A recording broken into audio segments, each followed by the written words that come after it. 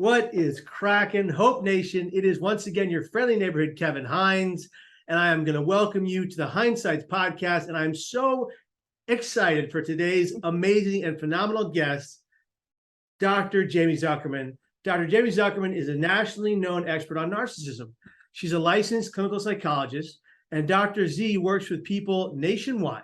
She helps people understand the complexities of narcissistic relationships while providing tools to navigate these dynamics and offering customized behavior plans to help her clients make healthy choices and get exactly where they want to be. She also helps educate the world through social media and beyond on the tools, tips, and tricks to manage anxiety and depression, especially during COVID, and is a regular media contributor to all of these topics.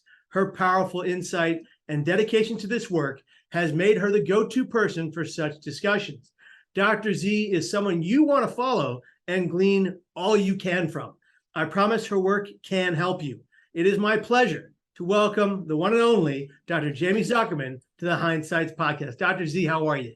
Oh, good. You just made me sound really good. Can we do this every day? We can do it every day. If nothing else, I'm known for my intros. Well, thank you for having me. I'm so glad you're here. I always start by asking, how are you doing and how is your mental health today? Because I think it's very important. And I think too few people ask people that question. I love that question. Well, it started well until my daughter decided to stay home from camp today because she's sick, but not COVID, thankfully. So she's okay. But that just means that my schedule has to adjust slightly. So, yeah, so it's good with a little bit of you thought you knew what you were doing today, but you didn't. Well, I'm glad that you're able to come and join us today, even given what's going on. I really appreciate it. Okay, before we really get into it, can you tell us about your journey, your story, your life, and your incredible career as a clinical psychologist covering such topics as narcissistic personality disorder, anxiety, and depression? Sure. So I've always been fascinated by psychology. I think in the beginning, I was fascinated, I still am, I should say, fascinated with how the brain works. I think it's just, no pun intended, I don't think we can wrap our brain around how the brain works. And I've just always been drawn to that. And so I kind of went that route, majored in psychology, took as many classes as I can, did as many internships I did a lot of work with epilepsy and TBIs. And so I was going to go the neuropsych route and then kind of just switched a little bit into behaviors. I got a little more interested in behaviors and how that worked and how we can change behaviors. And it kind of went from there. So I went first I actually worked in advertising, because after college, I needed a little bit of a break from the academics. So I worked in advertising for a little, and then I went back to grad school to get a doctorate in clinical psych. And it just it went from there. I did a lot of work with medical illnesses and the relationship between our physical health and our mental health, which is one and the same and can't be separated. And I always like to stress that for people.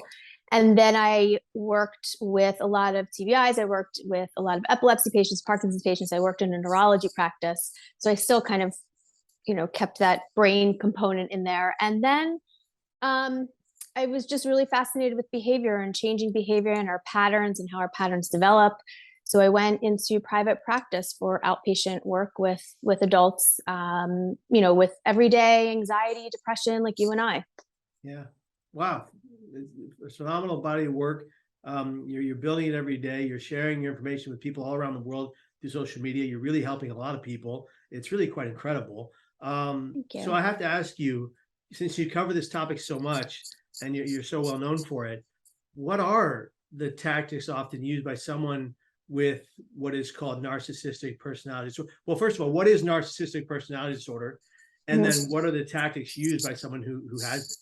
Sure. So I always like to preface this by saying there's a very big difference between people who have narcissistic tendencies or narcissistic features versus narcissistic personality disorder. So all of us have narcissistic tendencies. We all have narcissistic features. Some come out in, in our expertise. Some come out if we're, we need to be motivated or a little bit more aggressive. The difference is it's not pervasive. We know when to use them, when not to use them. And there's no malintent behind them. Narcissistic personality disorder is a pervasive personality style where these narcissistic characteristics are always present. There is no deviation from them. There is no reeling it back or anything like that. They're there. They can be hidden, but they're always there. And so someone with narcissistic personality disorder is somebody that is very grandiose in their ideas of themselves in relation to the world. They have very high expectations of themselves, high expectations of others, but nobody can ever kind of meet their expectations. And they really will kind of do what they need to do to protect that ego or protect that facade that they are, this wonderful person, this wonderful human, they're the best at everything. And they will do whatever they need to do to maintain that. So anyone that challenges them or anybody that gets in their way, they'll do what they need to do to maintain that. So a lot of the tactics look like really manipulative behavior. Things like, we hear about gaslighting. So gaslighting is where, a couple is arguing, somebody's accusing someone of something, and they check their partner's phone.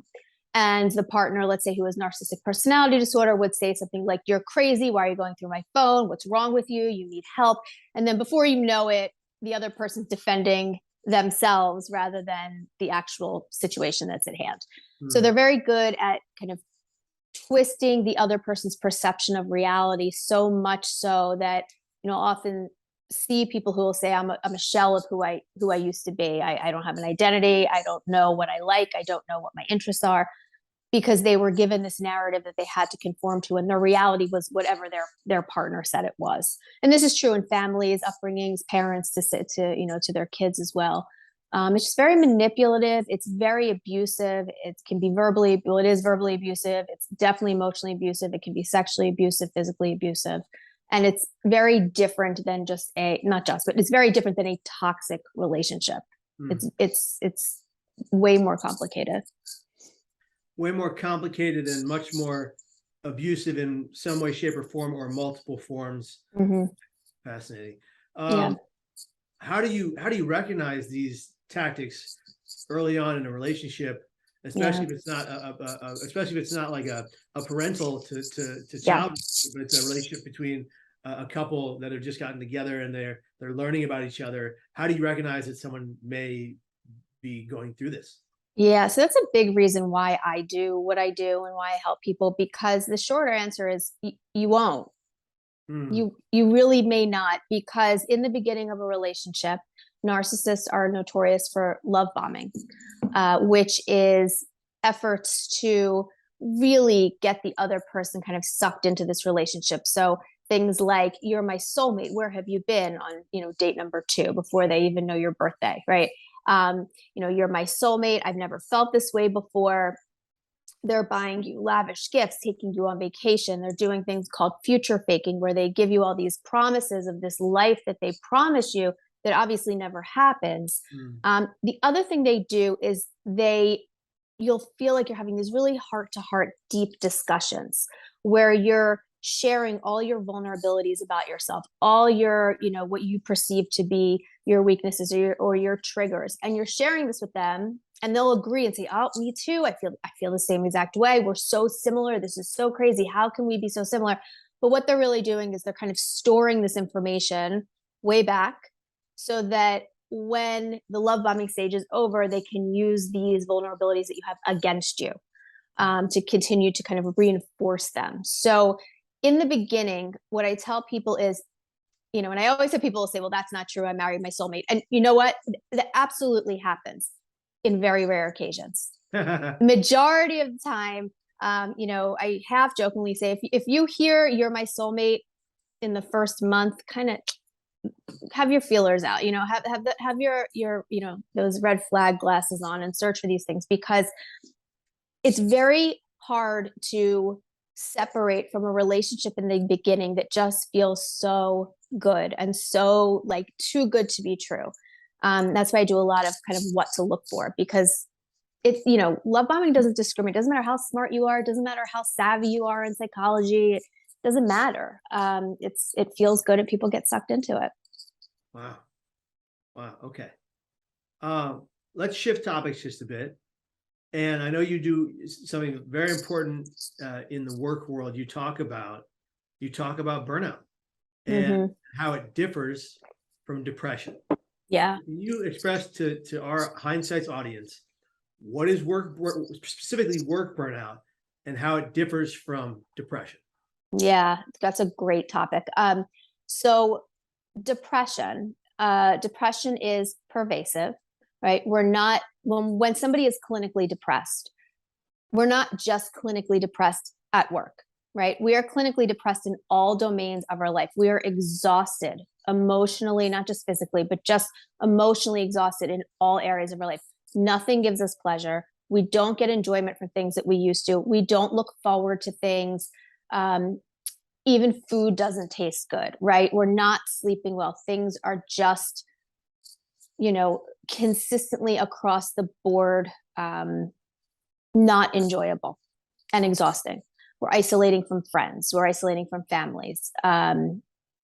We are anxious. We just feel off, right? Or we're getting sick, or we have a lot of colds and flus and things like that. And our bodies are kind of just giving in.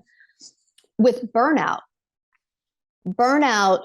is specifically work related. So while the symptoms may look similar, the symptoms will dissipate when the job situation gets better, or you leave, you find a different job, or you speak to your boss and you figure out a plan, or something happens to switch that job dissatisfaction, right? So it's more than just job dissatisfaction. It's definitely more than that. It's, we talk about Sunday scaries where, Monday's the next day, you have work, and you're anxious. It's that, but all the time. But it's directly work related. So you may get home and you may be exhausted, but you may say, thank God it's the weekend. I can do this, this, and this. Whereas if you're clinically depressed, that's not going to happen. It's not, thank God it's the weekend. It's, oh my God, what am I going to do now? I have no structure. The weekend's going to be terrible. I don't know how I'm going to fill my time. People are going to expect things of me. So, work burnout, like I said, is more about your performance at work is suffering. You're making mistakes. You have no motivation. You just kind of don't care. You feel like you have no sense of purpose in that environment. Outside of that, you still are able to get pleasure and enjoyment from things. Wow. Well, I think that I saw you were on a few talk shows recently talking about work burnout, and it was, incredible. Sometimes the lack of awareness the media might have in the effect this is having on not just the person who's going through it, but their loved ones and their family and their friends, and how it kind of trickles down, or there's a ripple effect, isn't there? Oh yeah, always. With burnout, that's because, think about it. People who have work burnout have a much higher risk for using substances, right? And that's definitely not in isolation. That absolutely affects your family, your friends, your social life, your financial situation. So there's a lot of, it's a domino effect. And you come home from work, if you've had a really crappy day, or you just hate your job, and you come home and your spouse is yelling at you because you forgot to take the trash out, or your kids are screaming, not that I would know anything about that, because they don't feel good, or they're coming into your room at 3 a.m. because they can't find their stuffed animal, or they want water that's already next to their bed, and so your reaction to those things is going to be fueled by this dissatisfaction at work. And so, I also want to say, work dissatisfaction, burnout at work specifically, can, if not taken care of, if not identified, and if not worked on consciously, then it can lead to instances of depression and anxiety. Okay. So it could be a preceding factor to those things. Yeah, absolutely. So you've been quoted as saying breaks are not a reward, they are necessary. Yeah. Can you define why that distinction is so very important? Yeah, because our bodies and our brains, they don't really care why you're getting the break. Like your brain's not registering, oh, I only got this break because, I cleaned my room. Your brain needs to rest, just like anything else. If you're an athlete, you have to rest your body, right? If you are a writer, writers will tell you all the time, like they need to take breaks because they'll just kind of zone out and not know what to write. So your brain needs sleep in a sense, right? Not just real sleep, but your brain needs sleep to regenerate, to regroup, just like we do. And so if you wait until you feel like you should be rewarded with a break, chances are that falls a little bit more into the perfectionist realm of things. And if you ask somebody who is anxious or who's perfectionistic or who's very detail oriented to wait until they get something right, or to wait until they finish it well before they take a break, they're going to burn out. And so you have to schedule breaks in your day, even if you're not ready to take them. And that could be anything from getting up and going to the bathroom, going and getting your mail. Sometimes people say, go work out 5 times a week. Well, that's not realistic. And I don't really think it's a smart goal to have. If you can, great. But let's just start with get up, go get the mail, get up, go to the bathroom, get up, just stand outside your office building for 5 minutes. Any type of change of scenery. You could just sit at somebody else's desk, right? Just a change of scenery, just to kind of reset your brain. It helps with concentration, memory, helps with performance. You'll make way fewer mistakes and you'll actually sleep better. I love all of this because my wife and I have a fond love of batching our time, and we'll do these like 33-minute stints of work. And then once that timer hits 33 minutes, it's fun time. It's time to cuddle or to have a conversation that has nothing to do with work. Correct. Outside and do a walk in the circle around our house, and then come back and we feel a bit refreshed and we get right back into it, and we stave off from burnout. Fantastic. That's right. And it's and breaks too. If you wait to feel comfortable taking a break, you're not going to take the break. Right. If you wait to feel done, or you have to take the break and at the same exact time feel brutally uncomfortable sometimes. Brutally uncomfortable. There it is. So can you tell the Hindsight's audience about your book, Find Your Calm, and share who the book is good for and where they can grab a copy? Sure. So it is a workbook called Find Your Calm, and it teaches you how to manage anxiety. I think and it's very interactive. So the difference between this and some other anxiety workbooks is that it takes a very behavioral, mindfulness-based approach to things. It follows, I don't know if you're familiar with acceptance and commitment therapy, where it's kind of these strategies and skills to be present in the moment, tolerate your discomfort, and simultaneously engage in behaviors that are consistent with the things that you value. Because what research has shown is that when we do things in our lives, and not goals, but just values, if we go in the opposite direction of the things that we value, it continues to put us more at risk for depression and anxiety. So what this book does is a couple things. It gets you to be present in the moment, even if it's uncomfortable. So strategies to do that, strategies to learn to tolerate all our internal ickiness that we really want to get rid of, which doesn't work. But learning to sit with it helps it go away faster. Learning to sit with it and do what we need to do helps it dissipate. So it teaches you how to do that. And then the last part of the book is how to then kind of the what now. Okay, so I know how to do this. What do I do now? And it's helping you identify goals, behaviors based on things that you value, have you track it over time so you can actually see the progress that you're making based on your behaviors, not so much based on your mood changing. Because what I tell people is if your goal is to be happy, me too, all of us, like happy when, happy how often, and if I stub my toe when I get out of bed, does that mean my goal is shot for the day because now I'm screaming that I hit my toe, so you really want to make sure that your goals are behavior based rather than mood based, because moods are moving targets, and you can still live a fulfilled life and at the same time not always feel happy. Okay. So that's what the book focuses on. It's good for, I wanted it to not just be for clinical anxiety. So it is obviously for people with clinical anxiety. and depression, but it's also really good for just everyday stress management, so that in a way it's like preventative medicine, so that you then don't hit that point where you feel like you can't function. Crucial, I think, for anybody to read and to fill out and to take part in the workbook. What age groups would you say it's good for? I would say 18 and older, but I have had a bunch of kids like in that 16 age range. I've had a bunch of school counselors contact me about it. So I would say 16 and older, I think would be a really good age group, because it's not very heavy in terms of terminology. It's very like, like I said, behavior based. It's very kind of functional. So I don't think that there's a lot of terminology where 16-year-olds would say, I don't get it. Perfect. So good for our 16-year-olds on up. And yeah. And you don't have to read it all at once. You can kind of flip Yeah. around and go to wherever you want, which is good too, because I can't read a book straight through. So Neither can I. Good point to make. Okay, here's my next question. I think this is important for people to focus on. So everybody watching, listening, subscribing, tuning in here, pay attention. Why are pleasurable activities and having fun so important?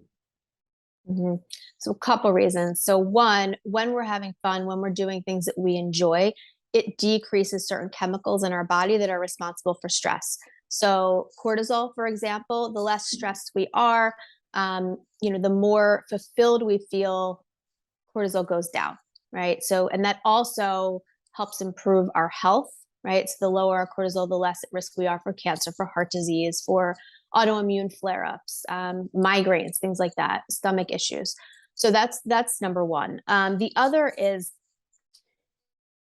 people say that when they have them schedule pleasurable events in their day, they'll always put in things like laundry and cleaning, and those are all things that have to get done, absolutely. But if you don't put in things that you enjoy doing, your motivation will definitely not be as high. It releases our feel-good chemicals, right? So we want to make sure that we do that as well.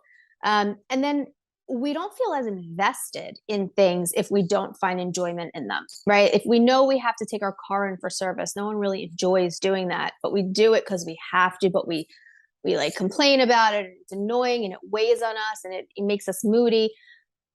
But if we counter that, let's say, or we have something scheduled before or after that gives us pleasure and enjoyment, it gives us something to look forward to. It helps us stick to our routine. It helps us stick to a schedule. And it just makes us more invested in our lives, because you don't want to go through life kind of just, going forward. You want to make sure that you're living it. And such a big part of that is getting enjoyment and pleasure out of things that not just even that you're good at, just things you enjoy. Things you enjoy, things you love, things that mean something positive to you. Okay.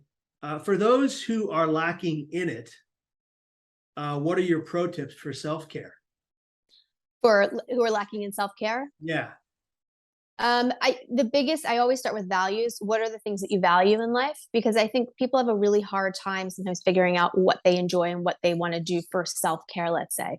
And it's not just, taking a bath or taking a walk. I mean, self-care can be a million different things that you wouldn't even think of. And so one good way to do that is to figure out what your values are. So let's say, you value being a good friend, right? So if you can then make a list of goals that fall under, or characteristics, let's say, of those values of being a good friend, what are they?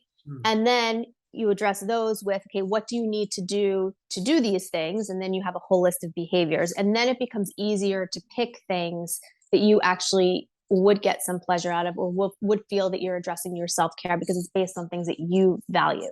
Because truth be told, I mean, someone could say, well, why don't you, go get your nails done or go get a massage? But I hate getting my nails done. I don't want to sit there, right? So it's like, what?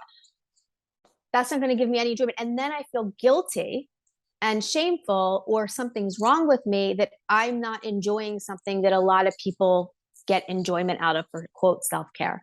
My self-care may be painting my house, right? But you wouldn't know that until you really kind of list your values and kind of break it down from there. Okay, I get it. Fantastic.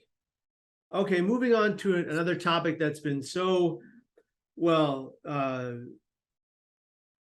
time sensitive given the last few years in COVID-19 and all that it's done to this country, the globe, everybody in it, the things that it's caused within people, the things people are going through, the 1/3 of people who are now talking about their anxiety and depression based off of COVID, people who didn't have it before. The amount of people now going into emergency rooms for panic attacks has skyrocketed since 2020. COVID was not an individualized trauma. Everybody struggled with it, and integrating back into society, 2020 was truly a year like no other, going forward, and us still being in the pandemic, given the fact that we're getting back into some normalcy, as people like to say, but really it's truly affecting all of us. So in saying all of that, I want to ask you. Sounds so heavy. It's so heavy, isn't it? So heavy. It does. It's so heavy, but it is. It's so heavy. But this has affected the whole Yeah. world. And I know so many, like, let me just give you an example. My father-in-law, who I love dearly, I always call him the best father-in-law in the world, although I have one. He calls me his best son-in-law in the world, which is it's a fun running joke. But he has lost 11 of his closest friends to COVID. 11. That, you know, you can't even comprehend it. They were here and now they're gone, and they were healthy. They were healthy before this happened. Just terrifying. So getting to that,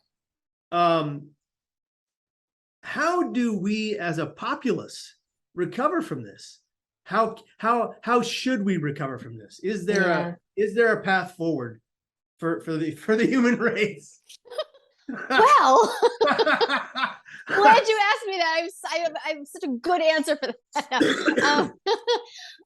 You know, I've been saying this since COVID started. This is unlike anything we've ever seen. This is what I call a collective trauma. This is one, I mean, the only major trauma that I can say that kind of the world experienced in a sense was 9/11, but that was so uniquely different for so many reasons. But the biggest one being there was a distinct beginning, middle, and end, quote, ends, not the emotional, fall off the event itself. There was a beginning, a middle, and an end, and it was an isolated event. And so trauma responses to that, kind of match this more of a post-traumatic stress disorder, identifiable traumatic event. And whereas COVID, there was no distinct beginning, there was no obvious middle, and there was no obvious end. And that alone makes that situation very unique, because I'll explain the clinical terms, intermittent reinforcement. And all that means is you never know what you're going to get. And any type of dynamic you're in, whether it's with another person, whether it's with yourself, whether it's addiction, any type of pattern where it's this on, off, never knowing, that anxiety that you have is what keeps people so locked in to that anxiety, because it's so uncertain and it's so unsure and nobody knows what's going on. So it's really kind of based on that type of model. So just when you think you've got it situated and you figured it out, somebody dies, right? Or just when you think you're good, you have your boosters, you're wearing your mask, you're like on like booster number 3, then you get COVID. Yeah. Right? Like what? Then there's people who never got any shots, don't wear their masks, they're fine. Yeah. So, did they have a pre-existing condition? Did they not? And so it still is. It's so what seems, I mean, I'm sure it's not as arbitrary as I'm making, but it's what seems to us is so just what, right? It's really difficult to get your footing, and it's really difficult to find any sense of calm or predictability. That's what I'm looking for. There's no way to find any predictability. And so it keeps our anxiety just heightened. Yeah. I don't think that it's helpful to say that we're waiting to return to pre-pandemic lives, because I think that minimizes all the deaths that have taken place, all the trauma that's taken place, excuse my language, just the shit that has happened in the last like 4 or 5 years. Yeah. it doesn't make sense. Our brains are not capable of going back to a pre-traumatic event because it shapes you, it changes you, Yeah. and it carries along with you. And I think people need to kind of really understand what that means. And I think it'll make it easier on people to adjust rather than trying so hard to get back to where their minds were before this event took place.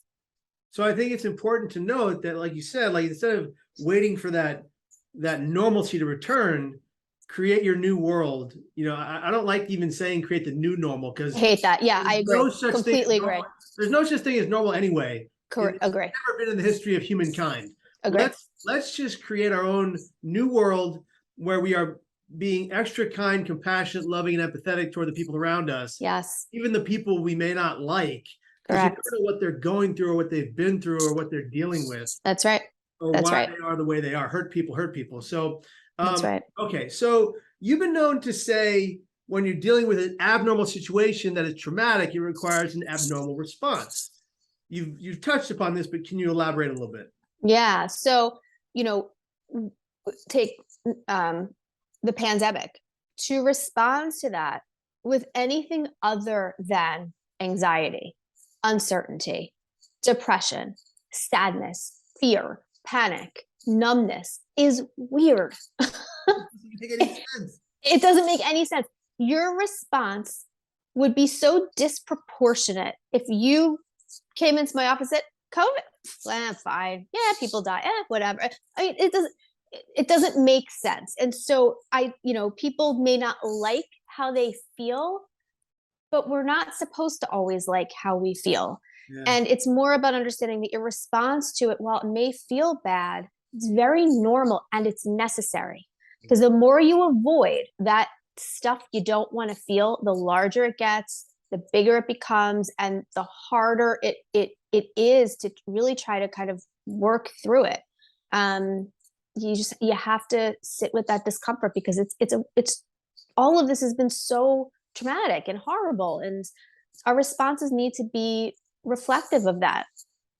Absolutely. And on that note, when you're talking about people who are fearful of sharing their emotions, their feelings, or what they're struggling with, obviously you've said they tend to engage in some unhealthy behaviors to avoid said discomfort, so they don't have to deal with life and things, and then they start eating too much or not sleeping or staying work too late. I've heard you say all of this, and I want to know, how do we deal with this shift in our behaviors, and how do those around us help us move forward with our emotions? Yeah. So, I understand. I always say this too. I understand why people avoid feeling uncomfortable. Totally get it. I don't judge anyone for it. It makes total sense. In the moment, you're in survival mode. You want to do everything you possibly can to feel better then, right? So it makes sense. The problem is that many of those behaviors that people engage in, like you said, to get rid of it fast, tend to be very unhealthy. It could be anything from drinking too much alcohol, not sleeping, overeating, not eating enough, isolating yourself, making really kind of quick, unhealthy choices. So when you sit with that discomfort and you are willing, because a lot of it is a willingness to be uncomfortable. You have to kind of allow yourself to be willing to be uncomfortable. You have to find what I always say this, find your people. Your people may not be who you want them to be. Your people may not be people you ever thought they would be. So they don't have to be in your immediate family. Some people don't have that luxury. They may not be your significant other. That's okay too. You need to find people where you feel even 1% safer feeling vulnerable in their presence. And you kind of do it slowly. I always tell people, start with the person that you feel least scared to be vulnerable around. And if that's like your mailman, great, go for it, right? If that's if that's the guy at like Wawa that you speak to every morning when you get your coffee, so be it. But find your people.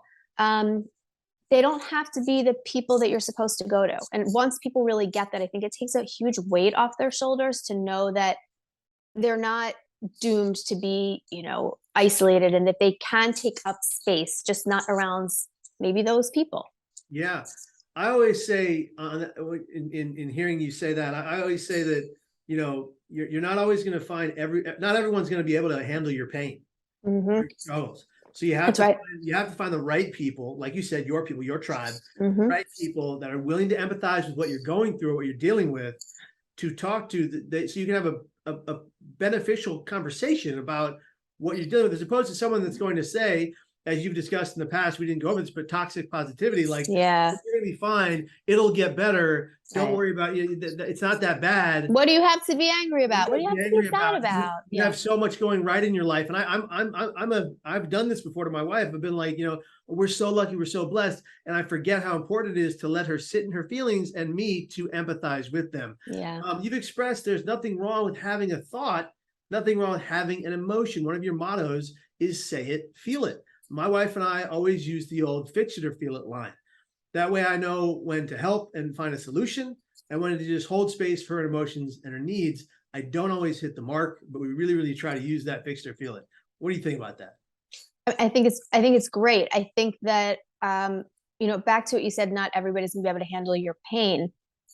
The important thing to know is just because somebody can't handle your pain doesn't mean your pain is too much, or that it's invalid, or that something's wrong with you, or that you have too much of it, or that you shouldn't feel it, because we forget that the person that we're going to is coming to the table with their own stuff and their own perceptions of the world and their own patterns and their upbringing. And so they just may not be, they may be limited in their ability to share that or to understand that. And they may have their own stuff going on. It's never a reflection on the person that's bringing their pain to them, ever.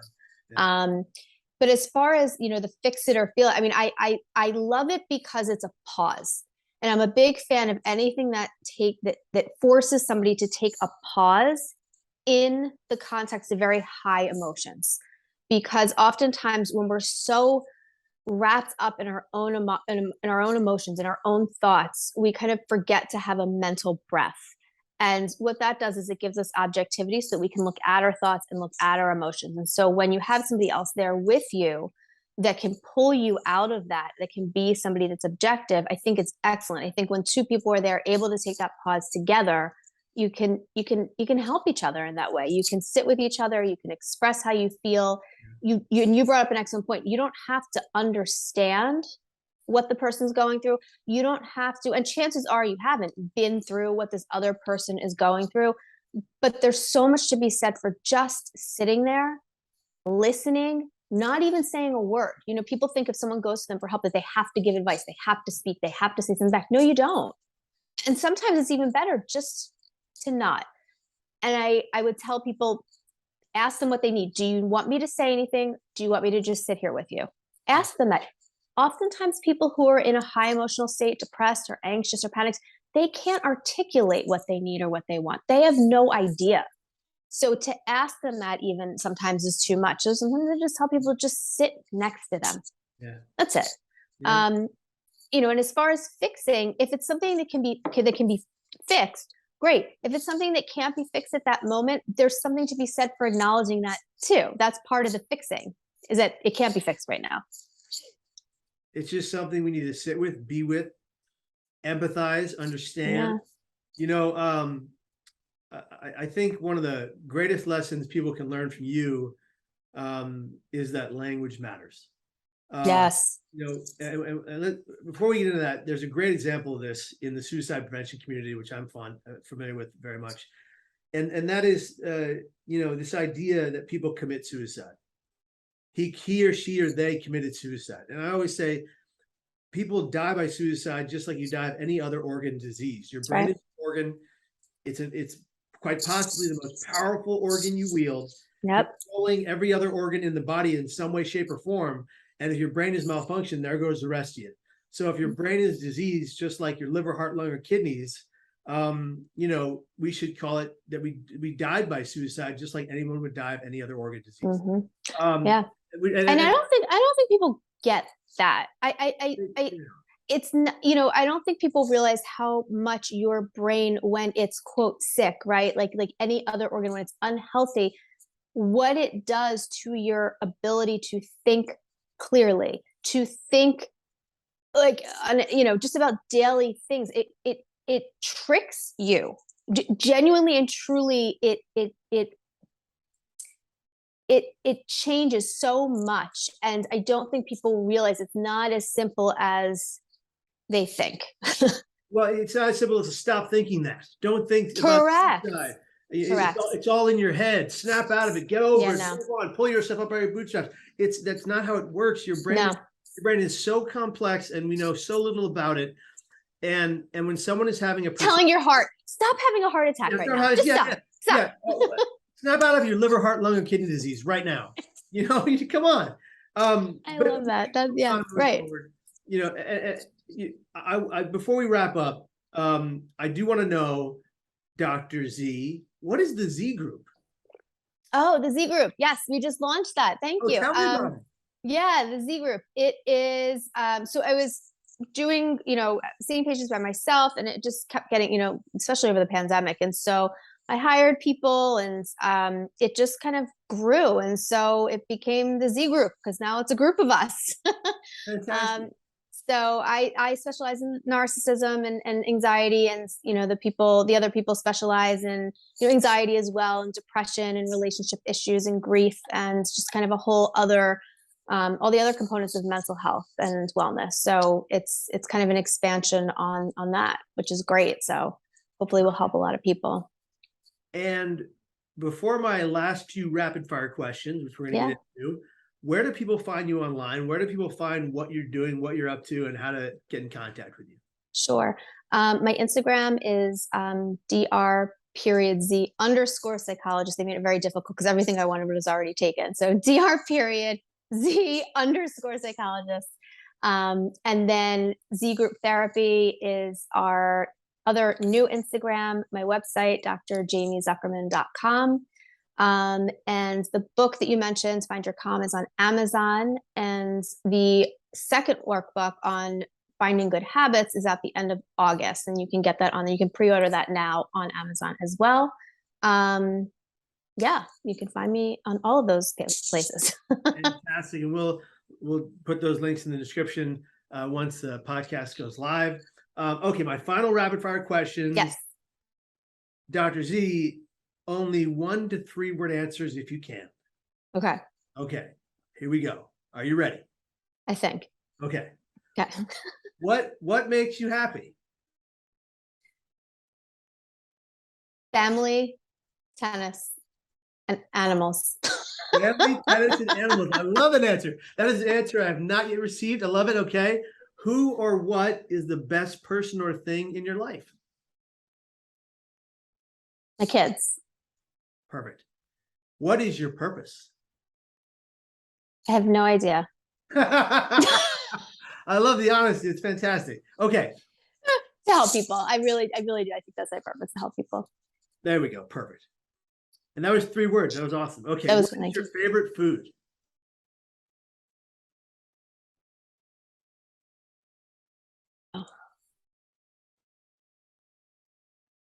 Oh.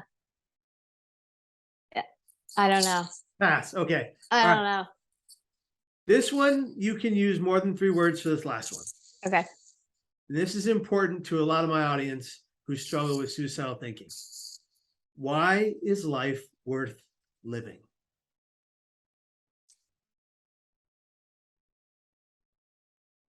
Why is life worth living? Because there's so much that can still happen. There's so many better days. They won't all be better, but there's so many of them to be had, and there's so many things that can still happen. And it's really whatever you want to do with it. And I just find that very fascinating and forward moving and exciting. Fascinating, forward moving, and exciting.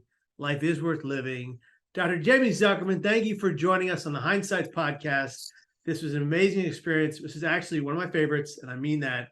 Thank you from the bottom of my heart. Thank you. I appreciate your time. I hope you have a great day. And folks listening, watching, viewing, subscribing, whatever the heck you do, be here tomorrow and every day after that. You are worthy, you are loved, you are valued, you matter. And if nobody else says it today, we love you and we want you to stay. Thanks, guys. Take care and be here tomorrow.